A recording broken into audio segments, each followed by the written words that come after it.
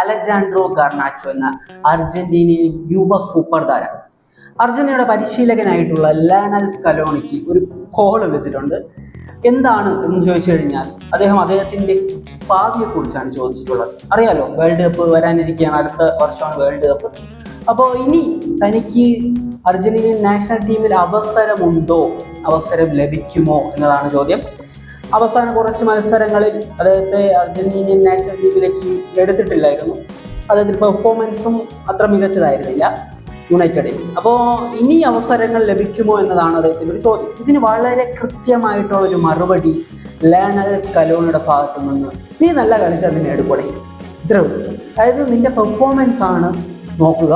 Performance നല്ല രീതിയിൽ perform ചെയ്തിട്ടുണ്ടെങ്കിൽ തീർച്ചയായിട്ടും ടീമിലേക്ക് നിനക്കൊരു അവസരം ലഭിക്കും എന്ന് തന്നെയാണ് അലജാൻഡ്രോ ഗർനാച്ചോയ്ക്ക് ലയണൽ സ്കലോണി എന്ന അർജന്റീനിയൻ കോച്ച് നൽകിയിട്ടുള്ള ഒരു മറുപടി. ഗർനാച്ചോയുടെ പൊട്ടൻഷ്യൽ എന്താണെന്ന് ഞാൻ പറയേണ്ടതില്ലല്ലോ.